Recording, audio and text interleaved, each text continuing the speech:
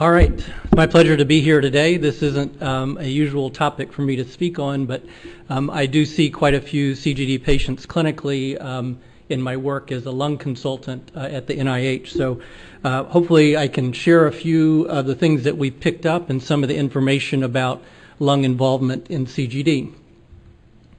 I have some disclosures, some pharmaceutical companies that I work with, and all of the drugs I'll talk about are FDA approved. So most of what I have to say is on this slide. The lung manifestations in CGD are quite common. Probably upwards of 80% of patients with CGD will have involvement of the lungs. The most common manifestation of that is pneumonia, and that is an air sac infection. The part of the lung where air exchange occurs gets filled with inflammatory cells related to that infection. They develop increased shadows on CT scans that we can see, and that's generally what we're targeting when we see a patient with CGD who presents with a lung manifestation. Less commonly, but equally as concerning, sometimes patients can present with abscesses or develop cavities or holes in the lung, either as a part of their acute infection or more commonly as a result of having infection and scarring and damage structurally to the lung. Sometimes that infection can move into the lymph nodes, which are generally in the middle part of the chest, what we call the mediastinum, and the lymph system is responsible for draining and getting inflammatory cells moving in and out of the lung, and so it generally, sometimes those lymph nodes can be enlarged in the drainage area, the part of the lung where you see pneumonia or abscesses develop. Sometimes, especially with fungal infections, you can see fluid around the lung. We call that a pleural effusion, and that can sometimes complicate infections. And then again, usually seen with fungal infections, you can have spread outside of the lungs themselves to nearby structures such as the chest wall or spread to the middle part of the chest called the mediastinum. There are also inflammatory or autoimmune conditions that can be seen in the lung. Frequently, these are started by infections, but because of the abnormal inflammation response that's seen in CGD, just response to antibiotics or antifungal medications alone aren't sufficient to get those changes to go away, to get that abnormal inflammation to go away. And those generally come in two forms: granulomas, which when we look at a CAT scan, which I'll talk a lot about during the next few minutes, they look like little dots or nodules or little masses or round circles that we see on the CT scan, or what's called pneumonitis, where you see changes kind of throughout the lungs, and I have examples of each of those that we'll talk about. And then as patients with CGD are surviving into older and older ages, those who have had frequent infections during the course of their illness may develop later complications related to the lungs that include things like fibrosis or scarring or what's called honeycombing development, which are basically holes or cysts around the edges of the lung that I'll show you some examples of. Some of the patients develop COPD, chronic obstructive pulmonary disease, particularly associated with air trapping that can be caused by these granulomas or areas of inflammation in the airways or the conducting parts of the lung that partially block those openings so the air can get in, but it can't get back out. And that can cause problems with breathing and lowering oxygen. And then bronchiectasis, which is the area that I spend most of my time working with, can also occur in CGD, though not as commonly as we see in other aspects of immune deficiency. Lung infections are very common in CGD. In some series, it ranges from 66 to 87% of patients during the course of their lifetime will have infection problems in the lung. And in U.S. studies, it's been the major cause of death historically in patients. This has decreased significantly with the use of prophylactic antibiotics and antifungals that were mentioned in the earlier talks. There are a unique set of bacteria and fungus that is seen in CGD, and some of these should send off red flags when these are the cause of infections in the lung. And those bacteria include Staphylococcus aureus, Burkholderia cepacia, Serratia marcescens, and Nocardia. And some of those are very unusual in other conditions, like Burkholderia. Really the only other condition that this is commonly seen is cystic fibrosis. And so when someone presents with a lung infection associated with this, the two C's, CGD and CF, ought to ring a bell in terms of being potential causes. And sometimes people can have very mild early courses of their CGD and not present until well in adulthood, and I'll show some examples of that with one of these unusual infections. And so sometimes, concerning as it may sound, it's the pulmonologist or the lung doctor who should be able to recognize this when they see that person because of a lung infection that turns out to be associated with one of these bugs. Fungal infections are also very common, and Aspergillus is the most common cause of those. If you look at that graph on the right side of the slide, this is a study that was done at the NIH looking to see how commonly the different areas of involvement are related to these unique set of bacteria and fungi. And you'll see all the way to the left-hand side that the lung is the most frequently associated area for each of these different organisms.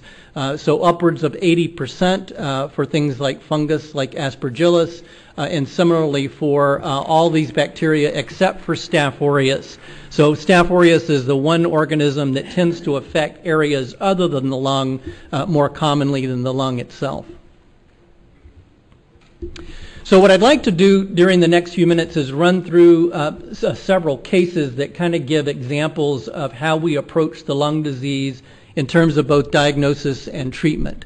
And so each of these will have a representative slice, we call it, from a CT scan. And I'd like to stress that the CT scan is a very important part of the diagnosis and management of lung manifestations of this. And so when you see a picture like this, you're looking at a cross-section through the chest.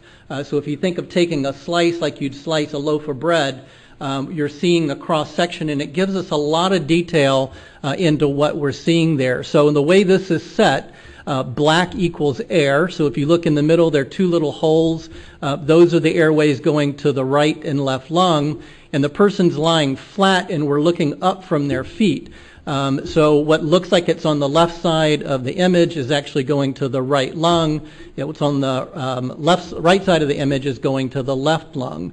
And so this was a 24-year-old woman with autosomal recessive P47 CGD, and we've heard an explanation of what that means, who presents with 4-day history of fevers over 102 degrees, shortness of breath, left-sided pain that is sharp and increases with taking a deep breath or coughing. We call that pleuritic chest pain, rhinorrhea, which is a runny nose, headache, and cough.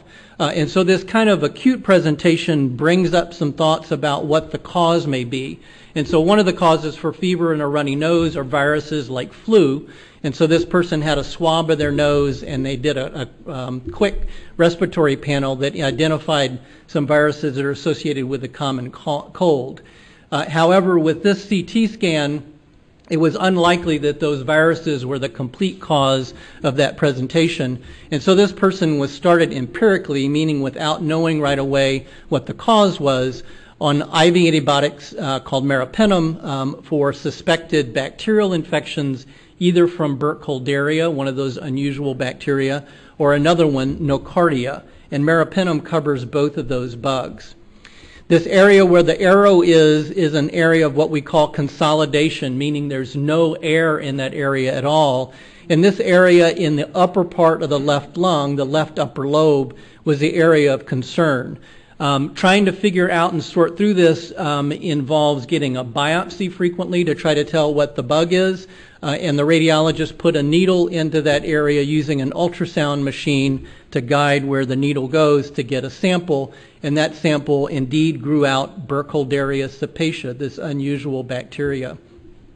The patient was continued on that treatment, and after about a week, her CT scan was improving, and she was discharged on 2 oral antibiotics, levofloxacin and trimsulfa, to use the short name, Bactrim or Septra.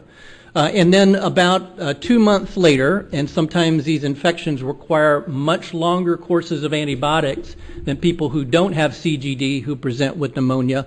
This patient came back and had a follow-up CT scan, and if you look at the arrow on the bottom, that same area is now more clear. Remember, black or gray equals air, so there's now air in areas that were all white before, meaning no air being there. So this was a successful treatment with antibiotics alone.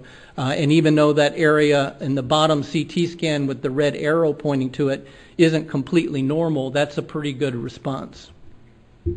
So how do we diagnose lung infections and CGD? And one thing that's important to remember is that the infections, especially fungal infections, can have what's called a very insidious onset, meaning that you might not present like that patient I just showed with high spiking fevers and shortness of breath.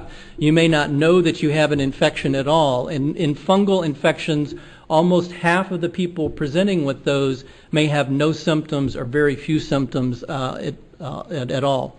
So there may not be fever acutely with those infections.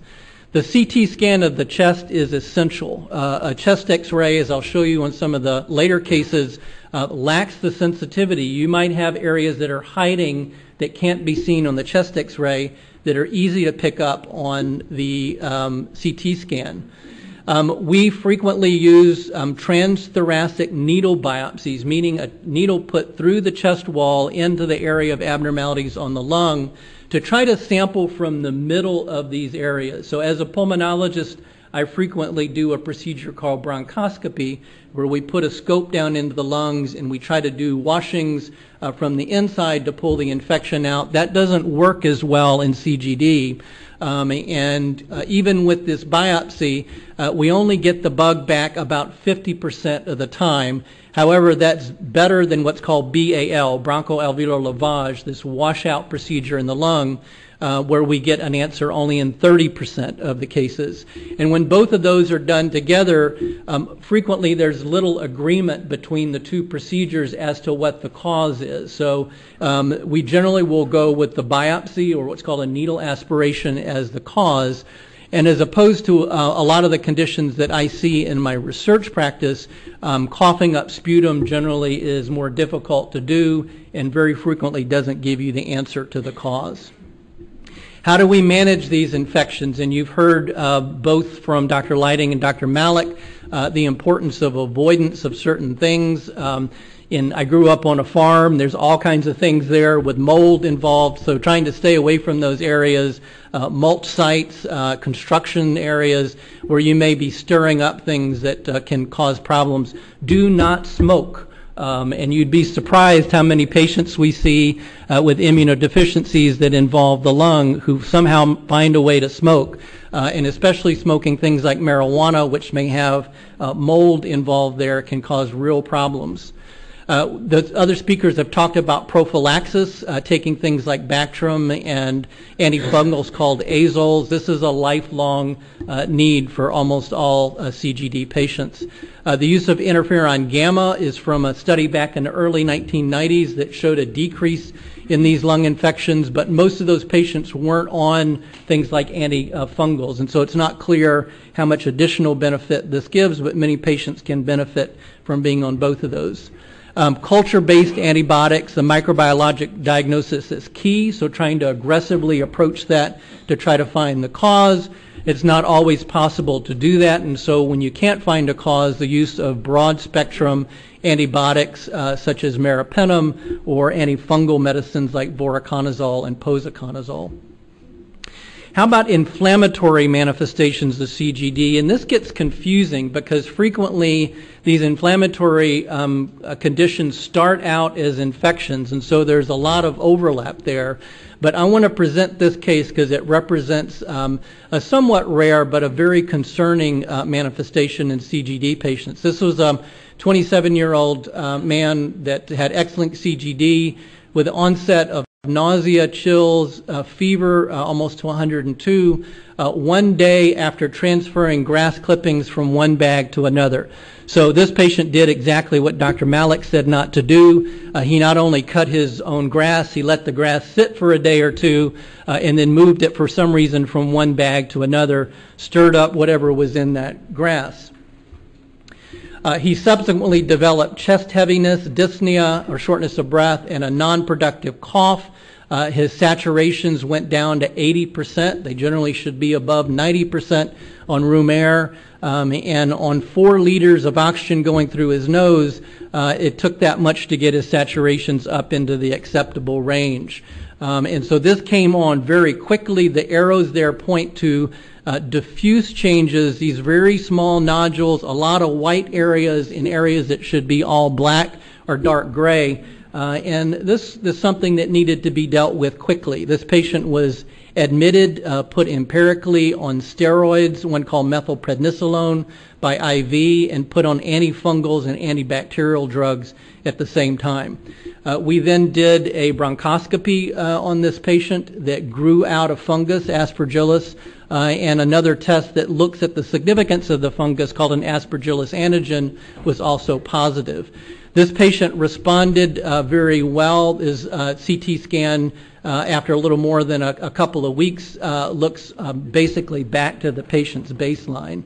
And this is a condition called Multipneumonitis. This is an acute, rapidly progressing fungal pneumonia that in the absence of other causes of immunosuppression is a medical emergency that's highly associated with CGD. And these pictures here show inflammatory cells in areas where there should only be air. So this is basically a filling of the air sacs with inflammatory cells. It can have a rapid onset of fever, shortness of breath, and decreased oxygen levels.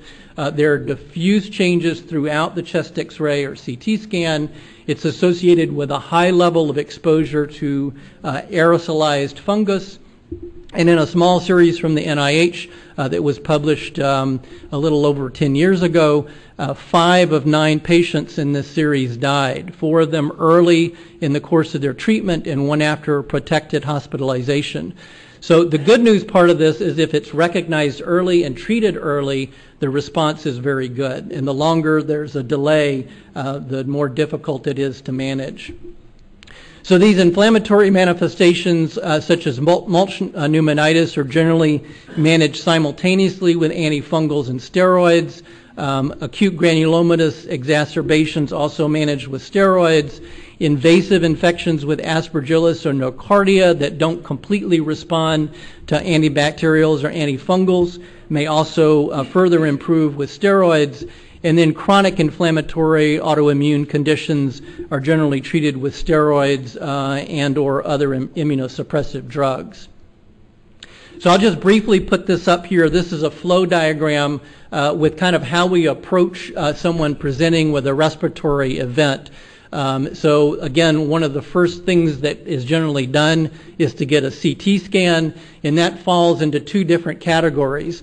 We talked about pulmonary consolidation, the importance of identifying a pathogen or a bug, and then adapting anti-infectious treatment to that. And then if that was not preceded by a biopsy and the patient's not responding, obtain a biopsy and then consider adding an anti-inflammatory medicine down at the bottom if there's not complete response.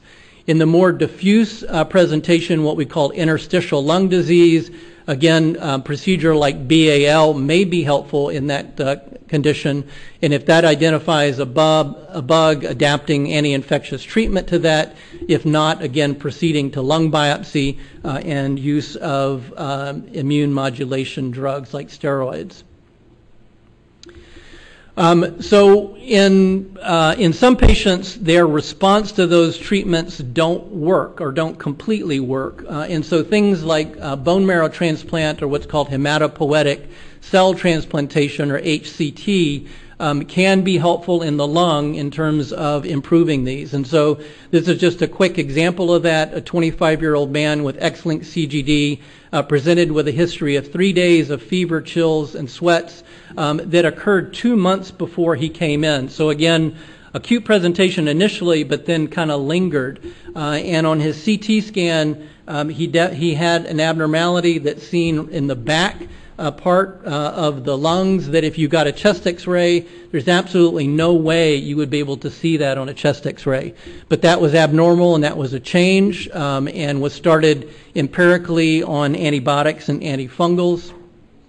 I had a biopsy done of that grew in Aspergillus, a less commonly seen species called viridinutans. After the biopsy, things got worse. And so the patient developed fluid around the lung, what we call an effusion.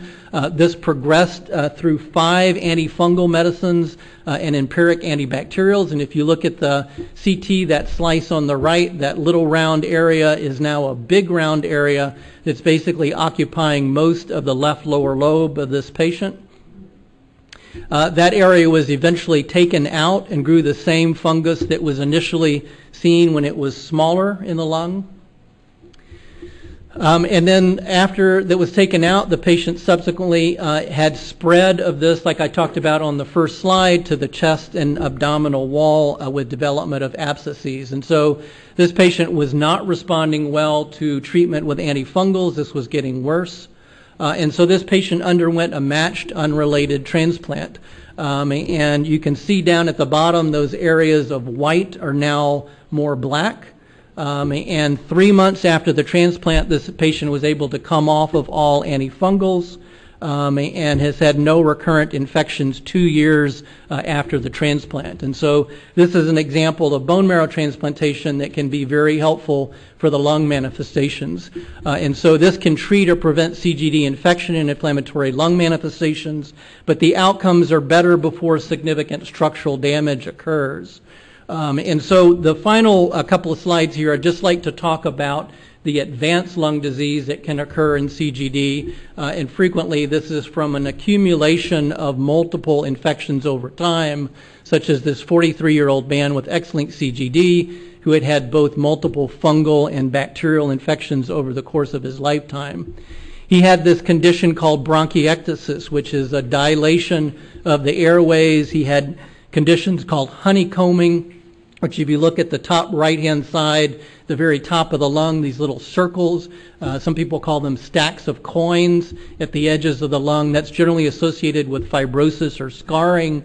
And there's, if you look at the general background, especially of the right lung on the left side, there are areas that are darker and lighter. So those darker areas here have less blood vessels in them. And on the CT scan, that's what air trapping looks like. So he had a lot of obstruction in the lungs. He also had a condition called sleep apnea and was on a treatment called CPAP, which is a mask that's worn at night. He had pulmonary function tests done, and they showed severe obstruction. So if you look at that graph on the right, that basically should look like a sailboat. So the bottom is the keel, the top part should look like a sail coming down, and this sail is very abnormal. It's not trimmed well. And that sort of big long tail at the bottom above the straight line is an area of obstruction. It takes a long time to get the air out. This is a flow volume loop, so the amount of flow at the end of that is very low. And those numbers there reflect both severe obstruction, mild restriction, and very significant air trapping in this patient. He also had drops of his oxygen level when he exerted himself. So this is a graph of a 6-minute walk test. And so over 6 minutes, that top red line is his oxygen levels that are declining until they get below that dotted line, which is the level that supplemental oxygen is generally required to prevent heart failure from developing. He had no significant effects from anti-inflammatory medications that were used primarily to treat his bowel disease, but they didn't help his lungs. And he's now, excuse me, 3 months out from transplant with no improvement there. Okay, last slide. I'll try to get through this. Okay, thanks.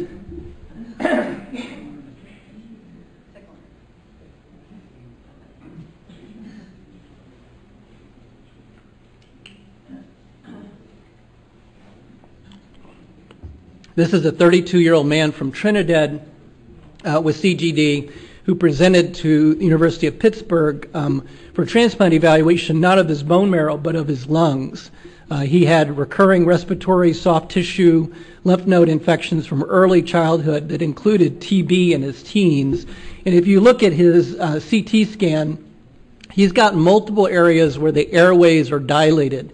These big circles in there represent airways that are much, much bigger than they should be. This is a relatively unusual appearance in CGD, and it was thought to possibly be related to his early TB, except it was throughout the lungs. And generally in TB, that condition is seen more in the upper lobes than the lower lobes. So it's not real clear how this progressed. However, by age 26, he developed respiratory failure requiring ventilation over about a 40-day period. And after that, he ended up on chronic steroids and supplemental oxygen. At age 28, he was diagnosed with CGD by the usual test and later by genetics. At age 31, he had a tracheostomy, or a breathing hole, put in his neck. And then after that, his functional status declined significantly. He was able to move to the U.S., to Pittsburgh, and they initially considered him for bone marrow transplant, but because of financial concerns, this was deferred in favor of transplanting his lung. So by the time he got his lung transplant at age 34, he was ventilator dependent, and this was done on basically a bypass to have the transplant done. And if you look at the bottom, this was his donor lung. So a big change from the lungs that he had originally. There are a little bit of changes of emphysema in the lungs, but he's actually done quite well. In this report that was just published, he's been on long-term immunosuppression with the drugs that are commonly used after transplant, along with Bactrim and an azole like voriconazole or posaconazole, and is now 3 years out from lung transplant. And the only significant infection he had was within the first year of the transplant. He had a fungal infection that was actually easily treatable. So just to summarize, lung manifestations in CGD include both infection and inflammatory changes. They may be subtle, and you need to have a low threshold for having a CT scan to evaluate the importance of obtaining a bug, a microbiologic cause, antibiotic coverage for the common infecting organisms, especially if you can't get an answer on those biopsies, lifelong prophylaxis to prevent infections, steroids for inflammatory manifestations, and bone marrow transplant may be helpful, especially if it's done before significant structural changes occur in the lungs. So I'll stop with that. And